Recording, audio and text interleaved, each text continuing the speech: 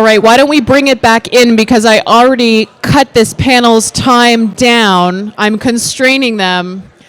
They won't spill over. If you're upstairs, I invite you to come downstairs. If you're downstairs, I invite you to migrate a little bit closer to your seat. No, don't put that on my seat. I'm just kidding. All right, we're getting there. I know, I hate to be the party pooper. Every party has a pooper. That's why we invited you. Who is the you in that line? Who is the you? Look, this is great. We have a great audience who's here in person.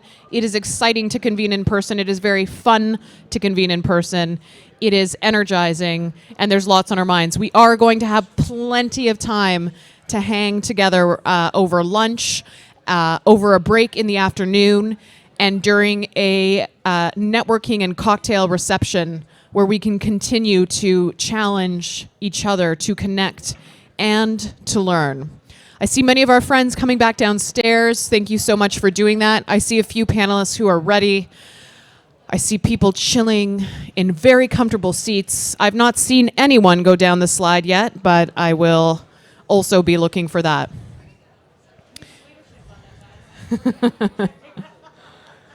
We are almost there. Thank you, Kate, for doing that.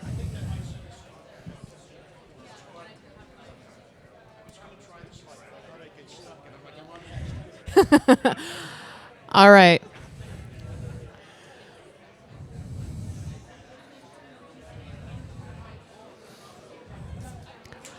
Hi, everyone. We're getting there. I love the excitement. I love that people want to talk. It's so much better than the alternative. Am I right? It's so much better.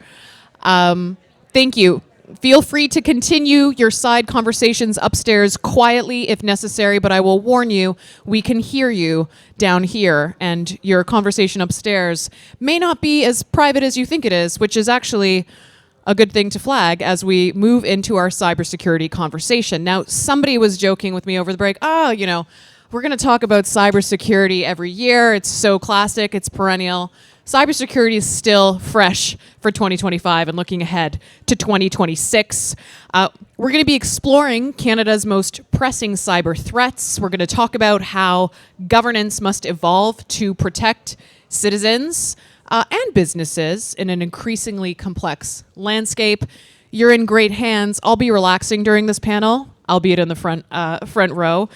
We've got Brent Arnold. He's the founder of Capstan Legal. He's going to shape and make this conversation rock and roll. We've got André Albert, the Director General of Telecommunications and Internet Policy at ISED.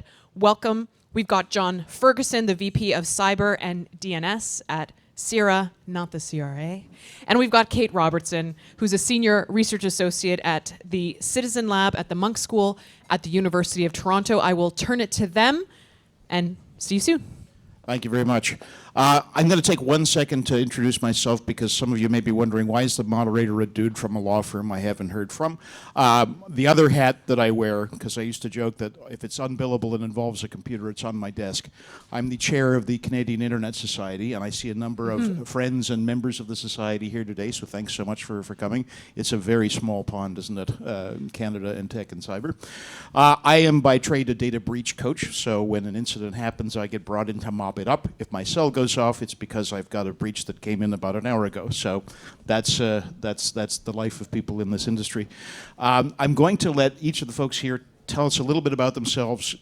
You've got their bios, but they're all sort of involved in ways that give them particular perspectives that are going to inform this discussion. So I would love for them to have a chance to tell you basically why they're here. So I'll start with Andre.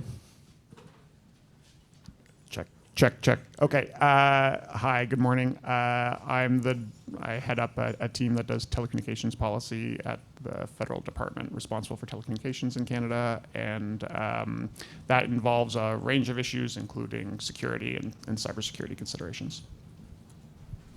Kate Robertson, so nice to be with you all today. I'm a lawyer now based at Citizen Lab, which does interdisciplinary research that examines the public interest impacts of information and communication technologies. And John Ferguson. So I guess I come from the non-legal, non-policy perspective here. I'm 15 years of technology operations across Internet of Things tools, encryption services, and now lead the teams at CIRA, which run our global DNS and cybersecurity programs. So very much come from the perspective of the regulated, I think, as we look at this conversation today. And as a CIRA member, I'm glad you're doing the work you're doing. Thank you. Now, CIRA puts out a cybersecurity survey, and 2025 is no exception. You've done one this year, showing 42% of organizations are reporting data breaches, and as anyone in cyber knows, those are only the people that are admitting to it. So let's start with you. What patterns, if any, are you seeing in the threat landscape? Well, the number itself, I guess, is a pattern, which is, I guess, a small celebration this year. It didn't go up, I think, for the first time in the last few years of the survey, really holding. But that's getting close to 50% of organizations getting hit by a cyber breach. And honestly, I think it's the reason why we're having a conversation around C8. When you start to see how many organizations of all sizes that are impacted on an annual basis, we're kind of getting to the point where we're saying the baseline that's out there in the market, what the market's demanding, isn't enough, and that tends to lead to a stick conversation. But in the sort of broader scheme, we've already touched on a lot of the key topics right now. Post-quantum, artificial intelligence are definitely driving a lot of the security conversation, a lot of the product conversation. But more and more, it's all just pushing towards the fact that there is a velocity of change, whether or not it's good or bad, that's happening right now, that we're generally ill-prepared to handle. As humans, we generally hate change. Talk to any organization about change management, and you'll probably get a groan followed by a very long project plan. I think that's really what we're talking about, is the changing landscape. The velocity that's happening means we need new approaches, new tactics, and ultimately a collaborative effort if we're going to deal with the problem. Thank you. And Andre, of the threats that the government's seeing, what's driving policy in this area? What's keeping the government, I won't say awake at night, because eventually we fall asleep, so what's bothering you most? Certainly. There's a range of threats or sets of circumstances that are driving increasingly elevated attention in this space, looking at how we can best leverage the range of tools and collaborations that we have at our disposal to protect Canadians' infrastructure. But that includes the increase in activity from hostile adversary nations. That includes espionage, pre-positioning to infiltrate network infrastructure to set up disruptive activities in the future, or active disruption now. That can be about trying to disrupt a sense of stability within adversary nations, or it can be linked to ongoing physical conflict, something called hybridization, like with Ukraine. The growth of cryptocurrency has made it a lot easier to do cyber attacks or ransomware as a service. So you can buy these tools or engage in ransom activity very, very easily with some essentially turnkey solutions. The digital tools that we have are amazing and like magic, but they also increase the range of possible vulnerabilities. And didn't used to be that my washing machine could be used to launch a distributed denial of service attack, but now that's a possibility. Why is my washing machine using 5 gigabytes of data a day on my network?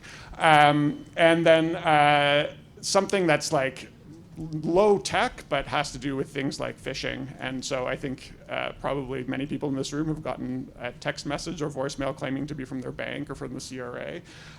It's a low tech thing, but it has real impact on Canadians in terms of fraud. I'm going to come to Kay with a very specific question, so let me just throw in with a couple of general observations as somebody that deals with these threats on the ground. One of the ways that I could tell that artificial intelligence had worked its way into ransomware attacks is that suddenly overnight the Russian threat actors' English got much better and they became much more polite. I'm not kidding. It's just obvious. So they're ChatGPTing their threats, which in a way I appreciate. It's still better customer service than I get with my internet provider. Another interesting thing that I saw this year, I dealt with a credit stuffing attack, and most of you will know what that is. But this was one that was automated in a way that The attack was ongoing for 2 months against this particular customer, and this particular client was a sophisticated entity. He had the tools, but it was very much dealing with a game of whack-a-mole. And they finally found the person that was doing it, and it was a teenager in Kamloops. Again, working with software, he probably got off the dark web and just sort of fire and forget. So these are the kinds of things we're starting to see now. So it's very much working its way into the day-to-day here. Okay, your research at Citizen Lab exposed one of the things that I've been seeing in the nuisance making me the most nervous is this issue of the proliferation of mercenary spyware. And we're even now seeing that police forces are using it, even in Canada. How does the commercialization of that kind of technology change the threat calculus for us? And I should say, sorry, feel free to tell us about that research because it's fascinating. So for a number of years now, my colleagues at Citizen Lab have been studying the contours of the mercenary spyware ecosystem. When we say mercenary spyware, we're talking about government-purchased spyware, and when we're talking about spyware, we're talking about some of the most sophisticated commercial intrusion technologies that are available in the world, zero-day, zero-click exploits that can compromise the most advanced and hardened devices. They certainly have been known to infect Apple devices, for example, which is not a knock against Apple, but of certainly a illustration of the power of these tools. And once they gain access to a phone, they give the spyware operator basically total insight into the person's day-to-day lives as reflected in their digital footprints, locations, communications, and so on. We have, in recent research, studying a new entrant to this ecosystem, which has known as Paragon. It has now become associated with new spyware abuses against civil society and journalists in Italy, which continues a pattern of spyware abuse, including in democratic countries by government actors. In the process of forensically analyzing the architecture behind this company, that traced us to the doorstep of a number of Canada-based presences, one of which was the OPP, Ontario Provincial Police Headquarters, which led to the conclusion that an Ontario-based service may be a customer of the mercenary, a possible customer of the mercenary ecosystem. The GCHQ, their National Cybersecurity Center, released a report that helps us better understand the full scope of the security threat that is associated with the commercial intrusion ecosystem. It has described that this marketplace is anticipated to be transformational on the cyber landscape, that commercially based actors now rival the most advanced cyber capabilities of government-based actors around the world, which is a significant comment coming from the United Kingdom. And it talks about how this marketplace is fueling the dark web for intrusion technology, including ransomware actors who get increasing and easier access with lower levels of sophistication. The center said that when the government becomes the buyer, it becomes a permissive marketplace, which means that we're actually seeing government legitimacy, government funds, and essentially government invested 0 days and skill sets infusing the marketplace as a whole, and it's becoming increasingly hard for governments to defend against this. We're seeing an increasing number of victims and exploits for them to really keep up with, and they're flagging that they're not really being able to do so. I think it's important to mention in the kind of overarching threat landscape the impact that the Salt Typhoon and Volt Typhoon revelations, which are associated with a China-based APT group, who have understood to be comprehensively now persistent in telecommunication networks, including the United States and others, to an unknown degree, but certainly somewhat in Canada. And that's really led to, I think, a growing and deepening recognition of what to do about the fact that so much of our national security risks is present in the private sector marketplace. And so how is the government going to grapple with those threats? Absolutely. And one of the more interesting you mentioned the legitimacy that sort of comes with law enforcement using it. In the States, 404 Media has been reporting on the use of software that's essentially designed to, I think, track license plates and also tied in with Ring doorbells.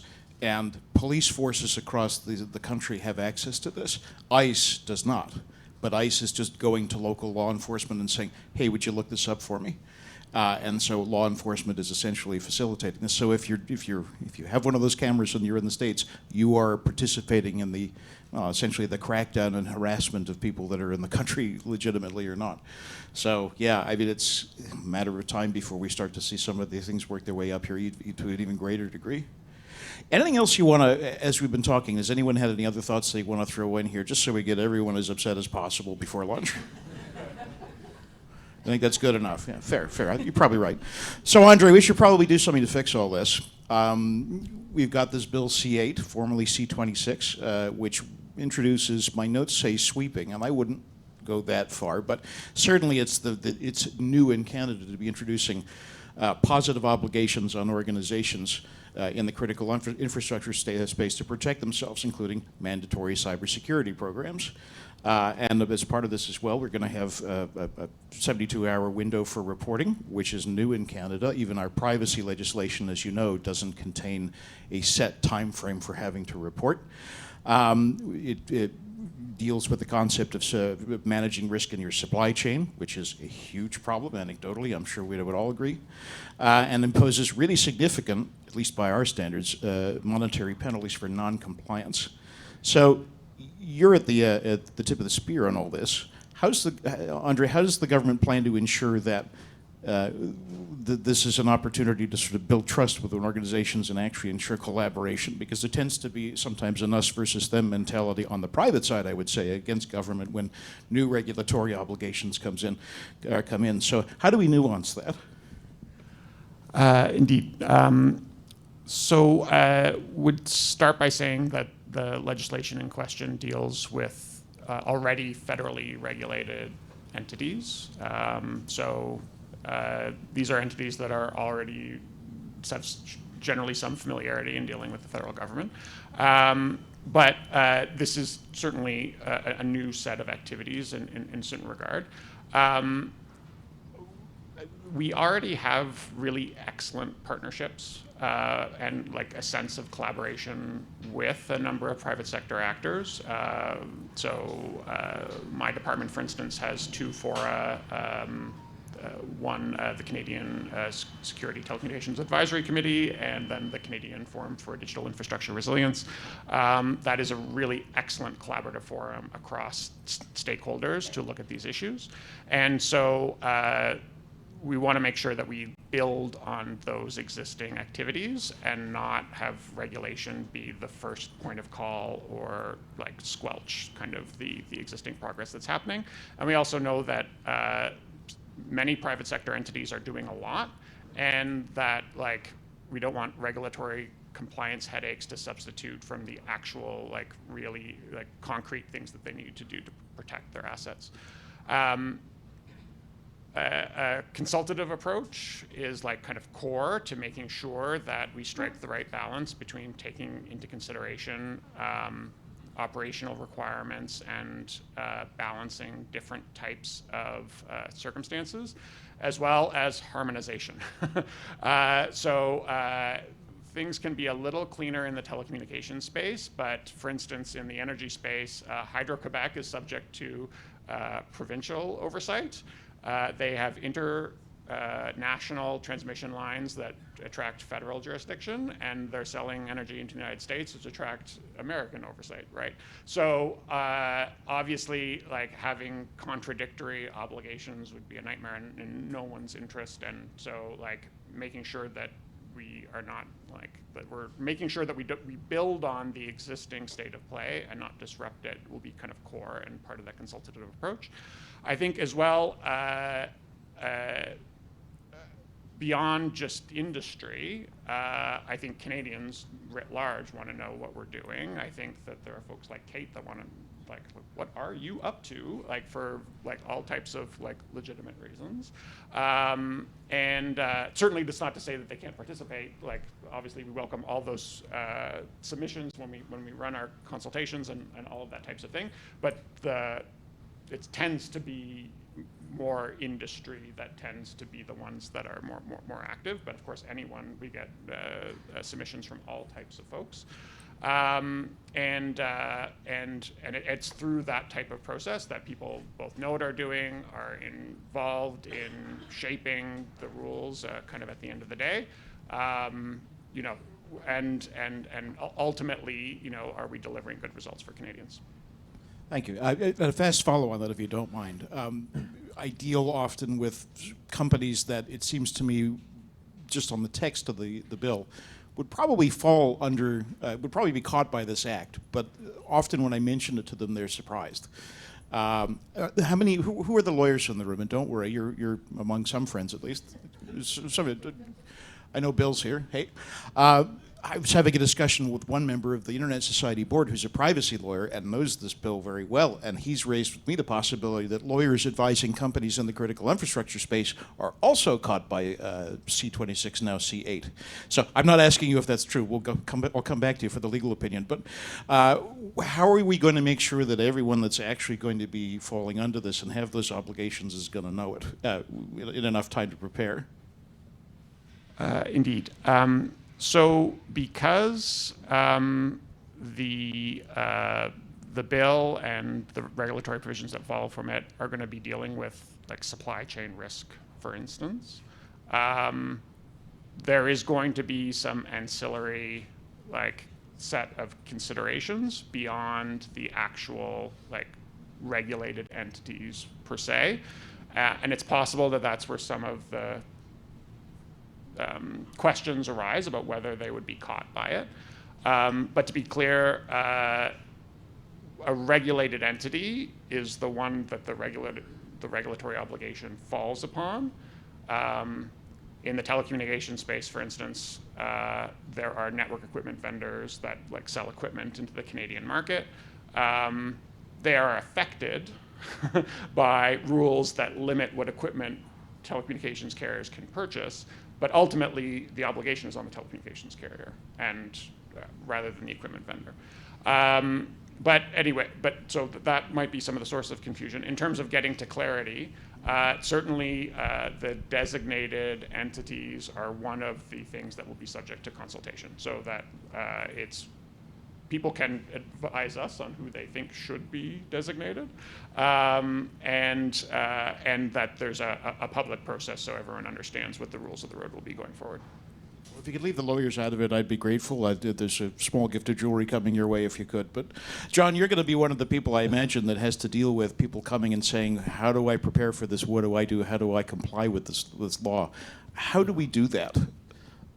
Well, don't ask me legal questions is a good place to start. But I think there's a lot wrapped up in what Andre just put out there. At a practical level, yes. I mean, at one level, I think actually you and I were sitting in the same room in Waterloo. There's a gentleman who asked a question really from the Balsillie Institute in Waterloo at a CG event, round table, government folks there, telco folks, industry folks, and government asking, what can we do? Like, what can we provide? What can you provide to us? And I remember the conversation around the table being from a lot of large operators saying, we already know about everything you know and more.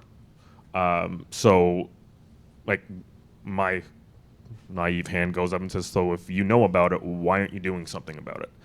I think partly what Andre's touching on here is essentially some forced collaboration, which this regulation potentially is going to force. That 72-hour reporting window, I would argue in some instances is long.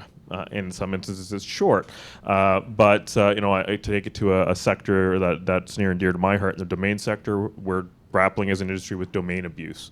Those phishing simulations or attacks you get, typically a domain that's used to do something like that doesn't last more than 24 hours.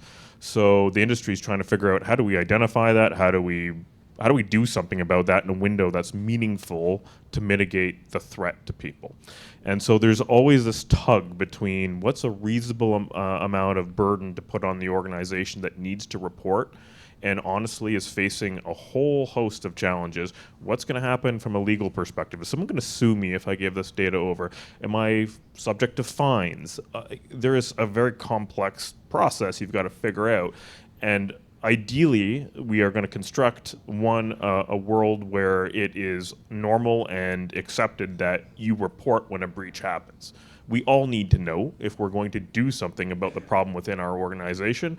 Otherwise, I got knocked over and I'm just going to wait for my neighbor to get knocked over. If your door gets kicked down, or you're not going to go and tell your neighbor that someone's been prowling around your house, we're kind of in that stage still in the cyber world where we kind of sit there and say, no, it wasn't me, out of fear of some type of brand hit or some type of market impact. Ideally, normalizing the fact that if something goes wrong, the bad thing to do is to bury it. The right thing to do is to report it and get information ideally into people's hands who can distribute it and use it in a way that is impactful.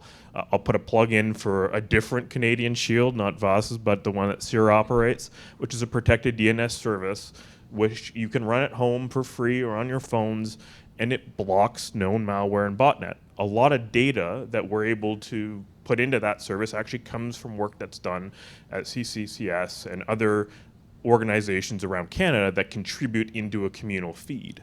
And that means that at home, we're a bit safer than we would be otherwise.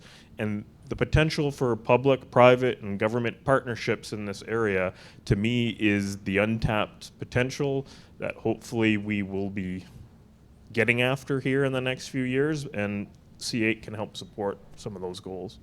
Absolutely. And, for what it's worth, the reputational hit piece seems to be getting better. At least it seems to me. I'm hearing less worry about that when I deal with my own clients. I think it's starting to feel to people like just bad weather. Another company got hit and so on. We maybe have become almost too lax about that. There's risk on that other side, right? That if you normalize you're going to get knocked over, that some people will just say, I'm not going to do anything. Yeah. Right. So there is a check and balance there where we need to report. And ideally, the question that we are all educated well enough to know, afterward is ask, well, what have you done about it since, right? Yeah. And that consumer demand to kind of demand something better, to me, is what moves the needle faster than regulation, because regulation is always going to struggle to keep up with the next big tech wave that comes along. Well, thankfully, there are still plaintiff-side lawyers out there, so there's still some threat for organizations that make the wrong guess on these things. Kate, I know that Citizen Lab has been doing some work on cross-border data sharing, and we heard a bit from Dr. Geist about C2, the Strong Borders Act, and this interesting situation we're in where we seem to be possibly moving towards sharing more data with a government that is openly hostile towards us. How are we feeling about the fact that with C8 in, we'll be having mandatory reporting about these breaches to a government that is undertaking to share more information with foreign governments? Well, I think that that raises a question that, if I were actually to think about the risk associated with Bill C8, I would actually zoom out a little bit. So Citizen Lab has, for a number of years, helped and attempted to help the public better understand some of the legacy vulnerabilities associated with our telecommunication systems around the world. And also shedding light on how policymakers could be thinking about some of those risks. Really, this stems from the reality that our telecommunication systems were not historically designed with security in mind. They were designed with communication functions in mind. And so where that took us is that we wound up with networks that were, in many cases around the world, still the subject of persistent and deep vulnerabilities that really go to the heart of our mobile networks. And how really decades of passive or poor accountability systems, as well as lack of transparency about how telecommunication networks are controlled and regulated and what standards are being implemented, led to really a thriving surveillance market attached to our telecommunication networks that are able to trade upon access to location data, for example. We know that the International Telecommunications Union has talked about how vulnerabilities are quite easily available to cybercrime actors. And in this, the CBC reported in 2017 that all you would have needed was the phone number of a member of parliament.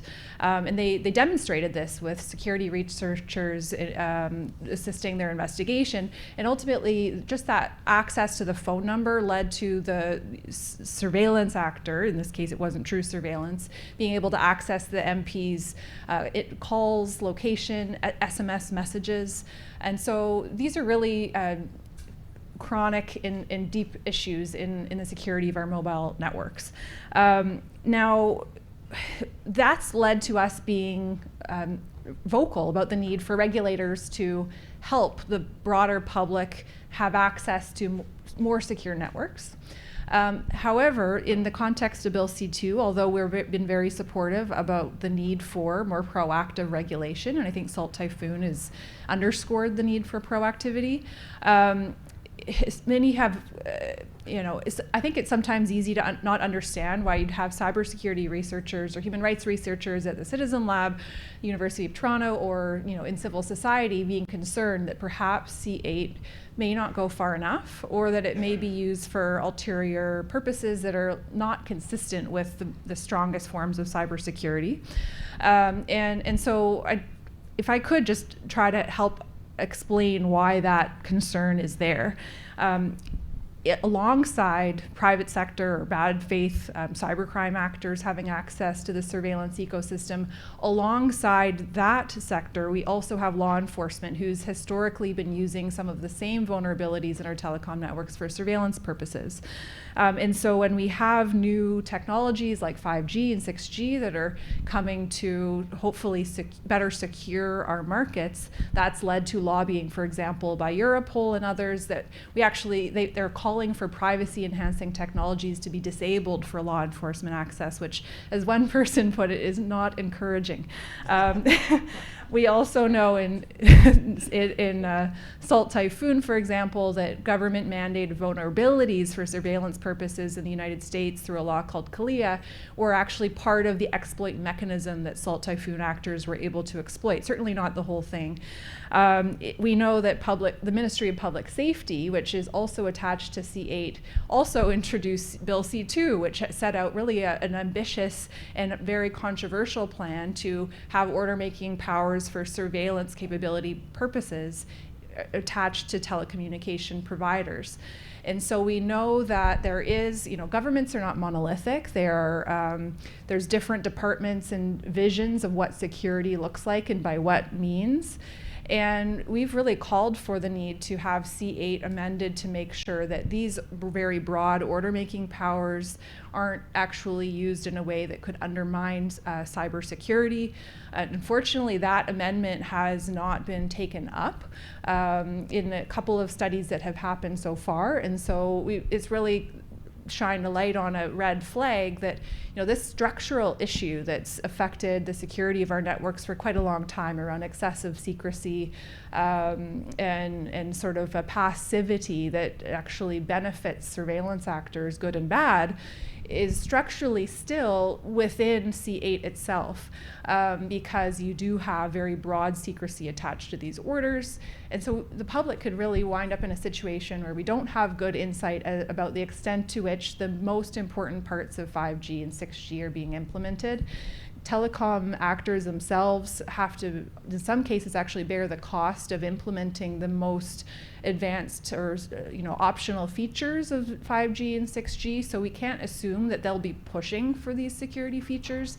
And so that's really what's led us to hope that in the as this bill continues to move through Parliament, that structural issue doesn't actually persist and kind of be entrenched in quite what is supposed to be a long-term solution. Yeah, absolutely. John, you want to jump in on there? Yeah, I think we're starting to get into where the meat and potatoes are on this conversation. Like the cyber survey, again, I'll plug it again, Sierra.ca for anyone who hasn't looked at it. Over 70% of the respondents in that survey said that they support the general direction of C8. Like, I think we're all on the bus, or most of us are on the bus, that we need more. Most of where Sierra's efforts and advocacy been, to get back to a point Byron made earlier, words matter, and nitpicking on some of the legislation in terms of the transparency and how do we build more trust into what is going to be done with the data. Generally speaking, we need to have more clarity on what's being done with it. But I also bring it back to a point that I hear a ton from the consumer base we deal with, partner base we deal with. Like, there's just data fatigue. I think I've gone and talked to a couple folks in the higher ed sector, and they tell me if I have to do one more bloody cybersecurity survey for insurance or for procurement or for the next thing, I'm going to want to shoot somebody. And it points to the same problem we could run into in this legislation. Is I've got provincial regulation, I've got federal regulation, I've got multiple bodies at both levels. How do we streamline some of the data that's being reported in so that organizations have a point of entry, and ideally a minimum number of points of entries to make these reporting requirements, and can trust that that data is only going as far as what they've provided it for? And when we get into that part of it, I think we really get into what the regulatory process is going to look like sort of post this thing getting through the current steps.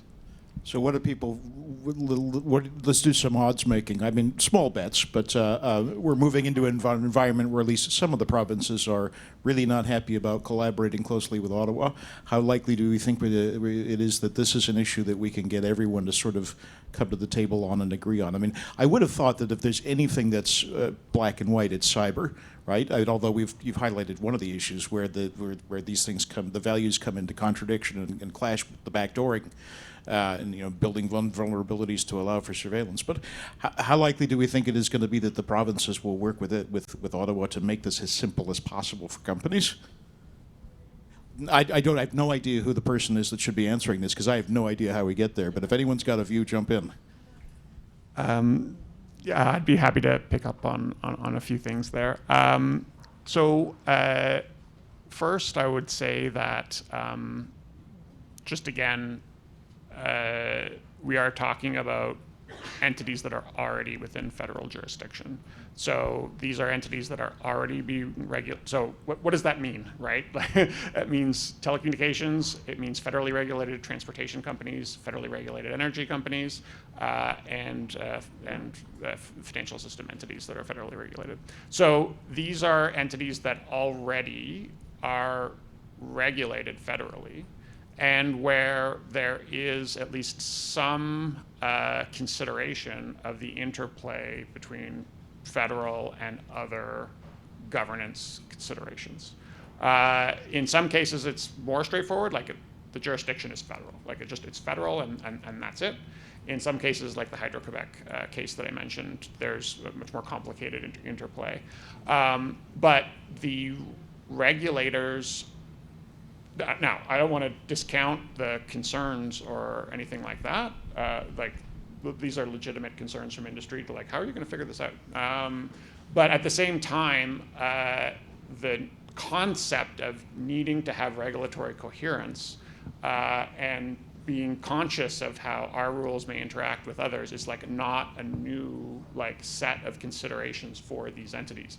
Believe me, the Department of Finance is familiar with the interplay between how provincial and federal kind of oversight or governance can interact. So there's at least that benefit that can be built upon.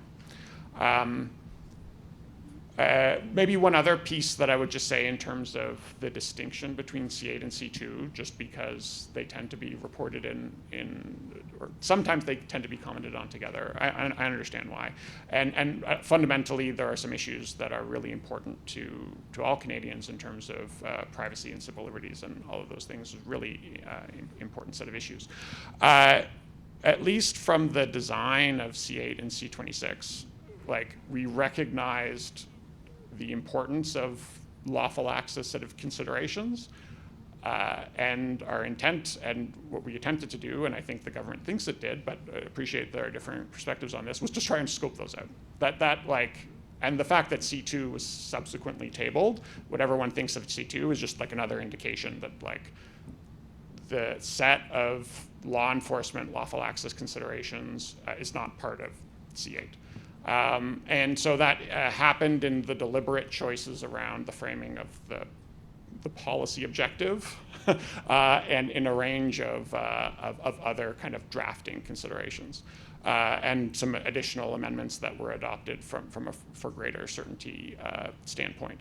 And these are these are real. I think that sometimes there's some very understandable questions about when you interpret a specific section in isolation. But I think for the lawyers in the room or non-lawyers in the room, like the way statutory interpretation works is that you need to, like the statute is interpreted as a whole by the courts. When you think about policy objectives, they're meant to constrain the government. I can't just say protecting the Canadian telecom system, I need to get to work on time. That means I need to I can order Bell to shovel my driveway because that would protect the Canadian, like that type of reach that's not actually tied to protecting the core infrastructure has not been interpreted by the Supreme Court. I really like that driveway idea. I'm making a note of that. I mean, I should have thought of it when we were in the drafting room with Justice. Coming from the city that called in the Canadian Army because it snowed once. So, but anyway, I certainly we'll see what happens in the committee study. Certainly appreciate the concerns and questions that come from it. But at the same time, I think we have a job to do to help explain and understand, or help folks understand where we're going, and then also should it receive royal assent in terms of the consultative processes, so people have eyes on what we're doing. And then there are certain transparency mechanisms in terms of an annual report to Parliament, which includes summarizing should there be any confidential orders, and then direct oversight by two security-cleared review bodies, one the National Security and Intelligence Committee of Parliamentarians, and then the other the National Security and Intelligence Review Agency. Thanks. Thank you. Please, go ahead. Oh, I'm happy to have you. Okay, so I think that to your question a few moments ago, which I think builds on Andre's answer, which I really appreciate. I think just in terms of the reading of the tea leaves as to where we're at, I think that this isn't a situation where Bill C2 came up on the last panel where civil society is stepped forward and said, C8 is just comprehensively bad, like this thing needs to be canned. We're actually quite close, remarkably close to a few vital but narrow changes that would actually, I think, at least from the perspective of one set of stakeholders, if you could call us that, to really being encouraged that this type of proactive measure is moving forward. But I think that it's interesting, the comparison with C2, because in C2 itself, even though it has been the subject of really intense criticisms, it actually is an indication of lawmakers at the federal level saying, well, actually we can create this little carve out that says, we have these broad powers, there's going to be amount of flexibility, and we're not going to be able to predict every order that we're going to need to be able to be able to make. But we can create an exception that says, for greater clarity, these orders can't have the effect of creating a systemic vulnerability in telecom networks. Now that concept of a systemic vulnerability was, folks are saying, well, wait a sec, that's going to be defined later. We need to just get that clarified. But that type of framing, a clarification to say, these orders cannot be used with the intent of compromising the confidentiality, integrity, availability of Canadian telecom. I'm genuinely uncertain as to why that doesn't work for C8, but it does work for C2. So I really hope that through the next 2 studies, we can see that change. There's a separate kind of vital issue that the Intelligence Commissioner of Canada has weighed in on that I have as well that we haven't gotten to, and I also think that that could be changed in a way that could really lead to a pretty broad consensus around the importance of this bill. I can't forecast with clarity about whether the likelihood of that is high. Why don't you move on to that point? Because I'm going to put Andre back on the hot seat in a minute. Let's give him another minute to take a break. But why don't you take us right into that discussion? Oh, well, it takes us into the world of constitutional law and the risk that, we have this isn't an emergency response to cybersecurity issues. C8, if it's going to be effective, it has a role at the federal level and in the medium to long term. We're setting up long-term frameworks here. But there is a very high risk that the framework will land right back in Parliament's halls after having been struck down by a constitutional court judge. And the Intelligence Commissioner of Canada, who oversees the CSE's activities, has flagged that this is a significant problem. The fact that there's no oversight in C8 around the very broad information collection powers that are given to the minister. I understand that the government's view has been that this is sort of a regulatory framework, and therefore you can draw upon constitutional precedents that apply in regulatory schemes. An obvious example is the Highway Traffic Act. We have less of expectation of privacy around, our driver's licenses and so on and so forth. When we're talking about telecom networks, the information that's at issue is extremely broad and the most sensitive that our legal system recognizes. There is a carve out in C8 that says that the bill can't lead to authorization of interception of private communications, but there's a whole host of data that comes outside that definition. And any of the safeguards that have been added around parliamentary reporting and notifications to Privacy Commissioner and ZERA doesn't actually apply to the information collection power, which is a very big problem, not just according to me, but according to the Intelligence Commissioner, who's a former federal court judge. And so we've said that the intent of this legislation, or the spirit of it, may not be that it's a big bad surveillance bill, but that doesn't mean that we can have an unconstitutional legal framework. If there's going to be information gathered, it should be the subject of judicial authorization. That's just been the rule for a very long time. I think that, I just don't think that, I think that one of the systemic issues, if I could say, problematize around the approach in C8 is just that it really largely looks at rights and regulatory issues from the landscape of the government and the regulated entities, telecom networks. But as the Intelligence Commissioner put it, the glaring absentee in this equation is the Canadian public, whose information is made vulnerable. So I think that that's something that, especially since there have been verbal assurances that this isn't a surveillance bill, and I think that that type of change not only would save us a lot of headaches in courts over the years, but would certainly kind of, I think, bring the text into much closer keeping with the spirit of the bill as I've heard it articulated. I totally agree, and I think that it's important to remember that this isn't a discussion that Canadians as a whole are going to be. This is going to be, I think, very much under the radar for them. I mean, civil liberties groups are going to be paying attention to it, but I think it's almost too abstract for regular people to dig in on this. So we'll have to hope that there's strong advocacy for those rights as the process goes forward, as there has been. I'm mindful of the time. I want to leave room for questions because I have a hard stop at noon. Incidentally, I have to jump on a call back in that corner with some American trial lawyers at noon. It's not privileged. If anyone wants to come and make faces at them in the camera, you're welcome to do so. I'm required now to move us into the mandatory AI discussion section because you're not allowed to talk about anything without a discussion about AI, but it actually is opposite for this. So, John, we're now seeing, as we touched on this earlier, AI is working its way into the threat actor attacks and the defense against those attacks. So what advice are you and Sarah giving to companies who are saying, how do I work AI into my business model and into my defense strategy?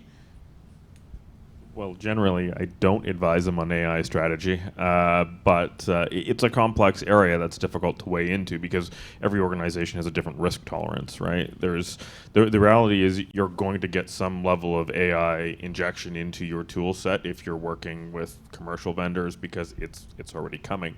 But I think really what we have to start to grapple with is much like we're talking on the security discussion, like it's here. You're not putting it back in the box. So we need to start understanding how we're using it. And it points back to the velocity point that I made earlier. Like, this is, the challenge is like 10 years ago, I was sitting on a stage talking about phishing scams and ransomware. I'm doing it again. It's just we're getting way more of them every day than we did 10 years ago because the stuff's moving faster. So a core piece of this is partly a training, keeping people up to date on what the latest scam and issue is. A lot of our data suggests that training frequency and content isn't really changing that dramatically inside the cybersecurity landscape right now. It's something we're trying to help fix with folks we work with.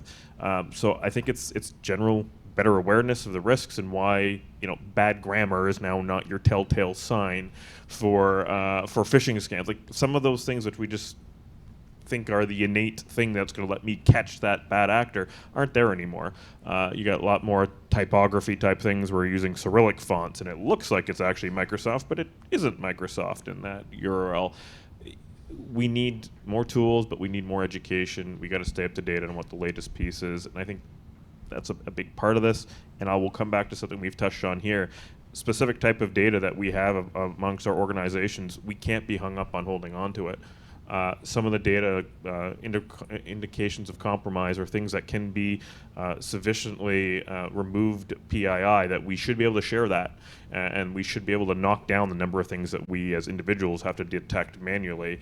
But we got to get over that hump of holding on to everything. We could spend a lot of time, like we are today, talking about all the things that we can't let go across the border, but indicators of compromise that have been properly, de-identified should be free-flowing and moving as quickly as possible because it's going to protect us all, and we're going to benefit as much from what we contribute as what we can pull out of that system.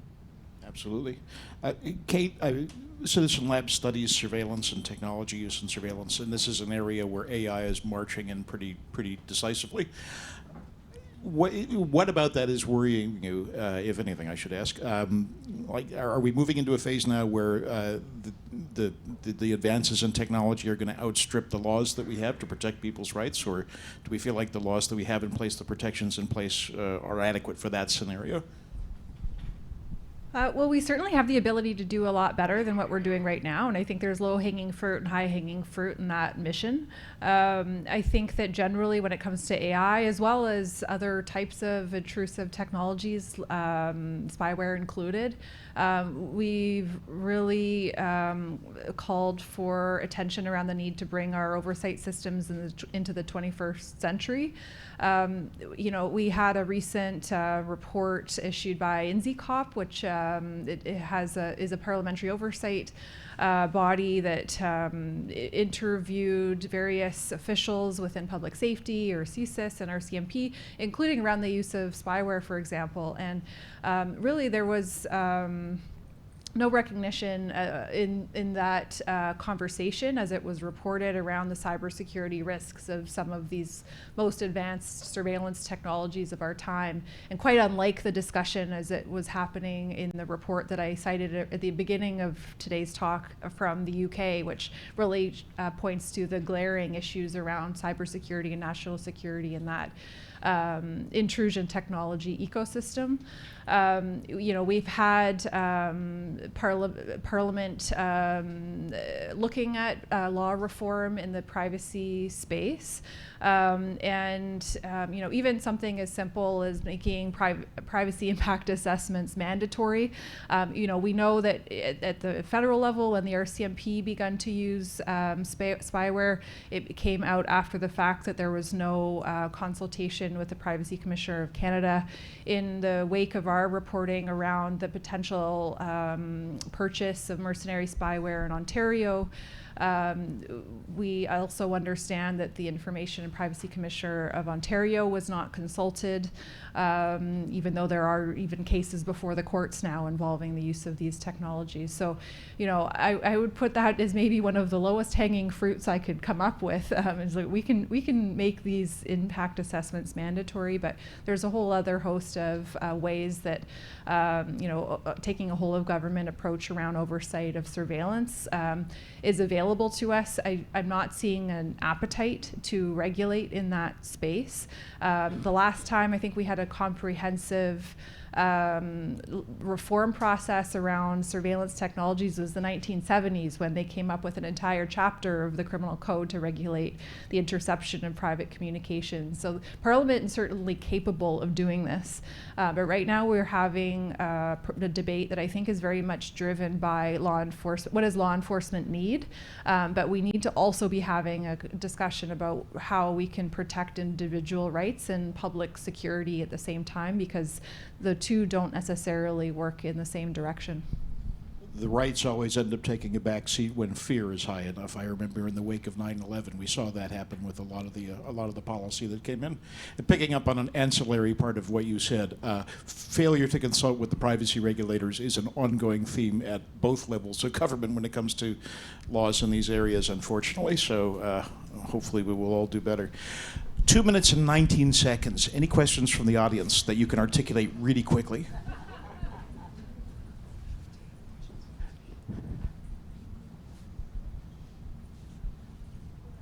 My name is Warda. I work in AI healthcare, and I'm just wondering, are there any laws out there that stakeholders can fall on if AI is being used in any cyber attacks? And my next question is, how far in the cybersecurity field are we going to see an AI cybersecurity as a niche sector on its own? Thank you. On the last piece, John, you may correct me if I'm wrong, but I think what you're going to find in terms of AI in cybersecurity, it's going to be completely integrated into it. I think that AI is going to be part of every discussion, and it's going to be part of every field. It's already very much part of cyber. One of my clients, who is a CISO at a big organization, essentially ended up having his whole team fired because they realized over a course of a couple of months that AI could code their cybersecurity defense work faster. So we're already there. I think the integration is going to be, it's not going to be a Venn diagram. It's going to be a one circle. John? So I was trying to stay out of this, but now you forced me to say something. Everyone's not going to get fired because of AI. Well, let's start at that as a proof point. We are going to shift the work that we are doing with our resources. And I'll take an example of work that CIRA is doing. We do some endpoint security work. We're working with a number of organizations that run security operations centers. Those folks are going to move a lot of their individuals who are predominantly on the front line, first line, triaging issues, and not have to do that work. They're going to shift to doing more deeper research, analyst, and response work. And for me, from a cybersecurity perspective, that's a great thing. The more time we spend focusing on active response and quick response, the better we are going to be at mitigating this. So I think we're going to definitely see a big shift in where we deploy human resources, because a lot of tasks will not be required from human hands on keyboards. But I don't think we're firing everybody, and a lot of those folks who've been doing that are starting to hire people back as well. So yeah, we've got a big reskilling moment that's going to happen in this country and abroad, and that's fine. That's happened with every major technological evolution that we've seen. I think that's a good. Oh, sorry. Go ahead, Vas. I was gonna wrap it up there, but go ahead. No, that's good. Thumbs up. Done. Recess. Everyone go have lunch and yeah. No, sorry. We are going to go for lunch. I just wanted to tell I mean, of course, thank the panel. So 1 second, we'll get the relief of applause. Yes, let's do it. Thank you.